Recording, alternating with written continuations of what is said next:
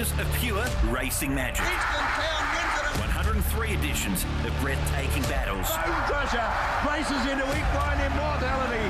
59 have risen to glory. 40 forever immortalised. In one incredible race. Witness history as the Valley marks the end of an era. The Cox Plate, live on racing.com. Let's get into the big one this afternoon, the Geelong Cup. The winner, ballot exempt for the Melbourne Cup, of course, if they are still in the nominations for the Melbourne Cup. Great race over the years. It's provided a lot of winners of the best race in Australia. Horse number one is changing of the guard for Chris Lees and Ethan Brown Hutch, a winner two-back, winning the Tats Cup, a listed race there at Randwick. What did you make of his run in the Metropolitan? Yeah, that was it was a clear excuse. He blundered, he clipped heels probably halfway down the straight, Timmy. So it was sort of seemed like he had a bit to offer. I mean, he led up in that Tats Cup that you mentioned, and it was quite an aggressive ride from J-Max. So tactically, it'll be interesting to see what they decide to do in this race. So if you forgive that last run, his form prior reads pretty well. What about our Ballarat Cup winner, Barclay Square, for Dan O'Sullivan and Luke Nolan? Look, he hasn't won a race since he did take out the Ballarat Cup back in December last year.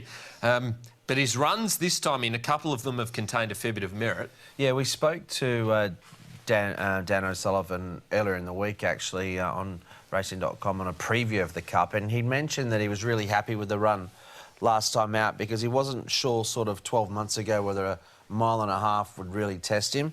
And off that tempo, of course, that Gilded Water set at Flemington that day, to see him finish off like he did, I think really gave him, I think, a fair bit of confidence to go forward with him over in this distance range. So he's definitely in the mix here, and in a smaller field, he won't be giving them away such a start either. Now, we see one smooth operator in the Moonee Valley Gold Cup on Friday night, so Connection's just thinking that perhaps the downgrade in track probably not suitable to this guy this afternoon, so he's not running. 4 is Torrenzino for Paul Pruska.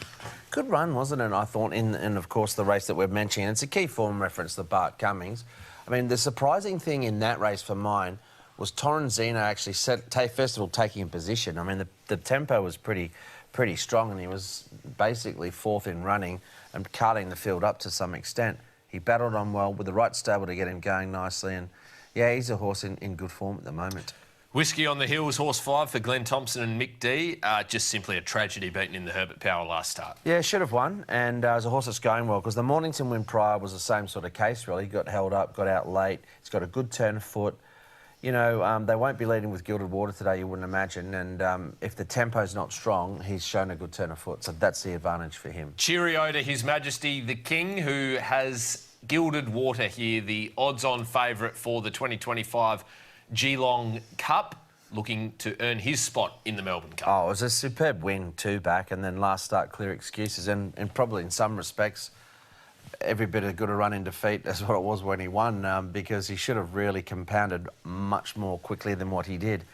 That said, he's a nice prospect going forward. I think he's going to take an awful lot of beating here. He's a nice progressive stayer on the way up. Now, Distrustful Award was big odds yesterday and still is $41. Now, this is a horse that you are making a case for that can run really well, perhaps on an each-way basis. At a much easier level, he actually ran the 7th best final 200 at the meeting that we just saw, and I thought some of his better Tassie form read okay as well.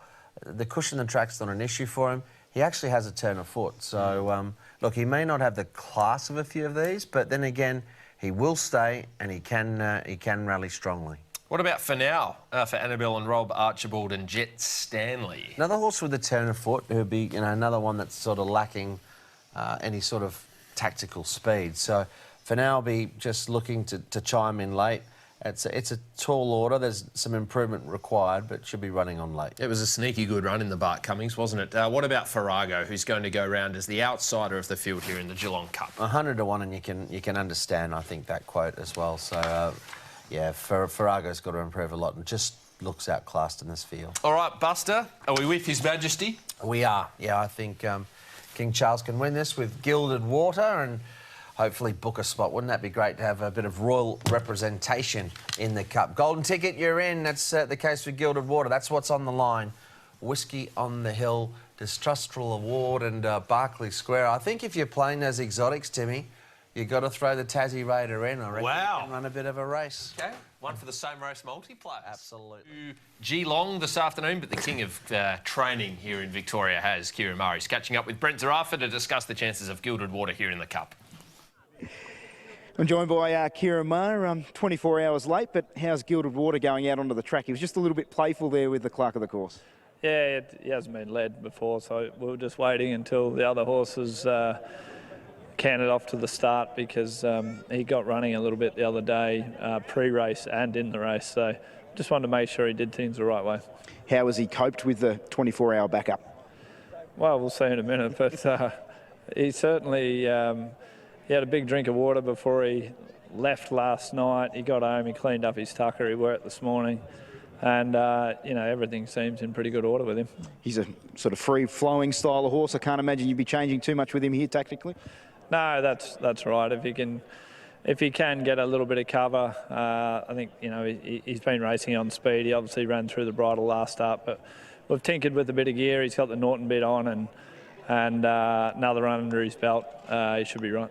You confident he's the horse to beat here? Well, he's certainly, you know, he's down on the minimum. He's very progressive. The form out of his last race was very good. Valiant King, and he's won on this sort of track before, so you know he ticks a few boxes. Good luck. Cheers. All right, so Kieran Maher, sounds like the camp are fairly confident regarding the chances of Gilded Water. There's bigger fish to fry for this bloke, but getting there is the biggest problem for him at the moment. So he needs to stand up and be counted now. Absolutely. But, you know, he's done a good job, this horse. He's a very nice prospect. Yeah. And, you know, I think Kieran making his way down there, he'll want to make sure the I's are dotted, the T's are crossed and everything's spot on for the day. And with the right stable and to deliver his demeanour here, Gilded Water looks great. Let's just hope he settles. And if he settles and just is tractable during the run, then I think he's going to take an almighty amount of beating, as the market would suggest. And I mean, we talk about adding a little bit to the race. Should he win? Yeah. The added he adds more than a little interest with, you know, a royal runner in the Melbourne Cup is massive. Yeah.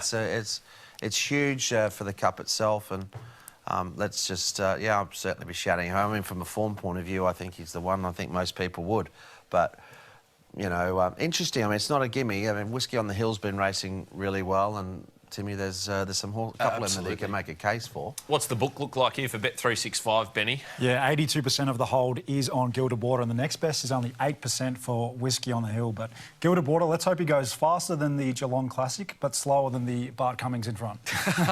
Yeah, somewhere in the middle would be nice. This is in front on the line, Benny. That won't matter. But I think it is important for him going forward to probably just have that smooth run, be a little bit more tractable. And look, he was pretty tractable too back. I don't see it being a major issue. And that little tinker with the bit too, get the Norton bit on for the first time, hearing from Declan Bates yesterday, that could make a world of difference this afternoon. So he's got everything in his corner, but now he needs to come out and do it. Let's hope so. Best of luck if you're getting involved, punters. One of Hutchie's better plays on the program is Gilded Water. It looks like Matty Hill's got the King's horse on top too. Here is the great man for the call of the 2025 Geelong Cup. Distrustful Award is going to be the final one. So one to get set, Distrustful Award, who was an eye-catcher at the end of the Seymour Cup. Berkeley Square, Distrustful Award and Farrago, not nominated for the Melbourne Cup, but all of the other runners looking to get that golden ticket. The Ladbrokes Geelong Cup, the field is set to go. A unique running of the Geelong Cup this year. They're set to go. Holds them momentarily. Racing in the Geelong Cup. Gilded Water from barrier number 3 jumped away just about the best with Torrenzino, and for now over on the inside, changing of the guard is also looking to sweep across. Gilded Water's happy to let it go. Whiskey on the Hill behind them, Farrago, Berkeley Square, and at the tail, Distrustful Award. So down towards the winning post, they're not going hard. Gilded Water's up there with also Torrenzino, and changing of the guard wider. For now is next on the fence. Berkeley Square is poking through to get to 5th one off the fence outside of Farrago. Farrago, Whiskey on the Hill, and Distrustful of Waters at the tail of the field. 1850 out. Gilded Water just steadily working across, not rushing it, but it's now going to lead. So as they head towards the back section, Gilded Water at a steady tempo at best. 3/4 of a length changing of the guard. For now is third the box seat, fourth Torrenzino. A length and a half Farrago, Barclay Square, 4 lengths Whiskey on the Hill outside of Distrustful Award. So Gilded Water goes into the back with no pressure on here. 1400 metres to go in the Ladbrokes Geelong Cup on a Thursday. Gilded Water is the leader by 3/4 changing of the guard. A length and 3/4 for now, third from Torrenzino. A length and a half away in the field Farrago, and then came Barclay Square. 2 further back is Distrustful Award, who's up on the steel, and last Whiskey on the Hill. Gilded Water's getting every possible opportunity to win the Ladbrokes Geelong Cup as they run along the back section with just over 1,000 metres to go. It's the Royal Runner Gilded Water by a length. Changing of the guard second. Third is For Now, and fourth on the outside Torrenzino. A length and a quarter Farrago, then Barclay Square, Distrustful Award, and Whiskey on the Hill is last. 800 metres to go. So the leader is Gilded Water, has stopped and started them. 3/4 of a length changing of the guard down the hill, approaching the home corner in the Geelong Cup. Then came For Now Torrenzino, 600 metres out. Barclay Square about to put the foot down in fifth, still 4 or 5 off the lead from Farrago, Whiskey on the Hill, and Distrustful Award around the turn. 400 metres to go, and it's now Gilded Water stepping it up steadily. 2 lengths changing of the guard. Torrenzino For Now is battling on, and then Barclay Square. Gilded Water, how much left in the tank? 200 metres to go. Still a good length and a quarter. Torrenzino, who's chasing Gilded Water, 3/4, a half. Torrenzino, who's coming now. Gilded Water joined and headed by Torrenzino. Torrenzino takes the lead, and it's going to be in the Melbourne Cup. Torrenzino won the Geelong Cup from Gilded Water, Barclay Square. Farrago in a photo for 4 with Whiskey on the Hill. Then Distrustful Award, changing of the guard, and last For Now. Torrenzino has worn down the favourite and leader. Trained by Paul Prushka and ridden by Celine Gaudray, Torrenzino will make the field in the Melbourne Cup with a golden ticket. Torrenzino has ground away outside of Gilded Water, and the favourite, after having an initial kick, just couldn't sprint away from the field. But Torrenzino, who's a good stayer, earlier in its life it had its quirks, but terrific trainer Paul Prushka has put them right. And at 970 and 190, after doing all of the chasing work in the race at Flemington, where it got over the top, of course, of Gilded Water and had to chase Valiant King, Torrenzino has outsprinted them here in the Ladbrokes Geelong Cup of 2025. For the winner, Torrenzino defeats 7 Gilded Water second, third, number 2, Barclay Square, and fourth, number 10, Farrago. It's 4, 7, 2 and 10, fifth 5.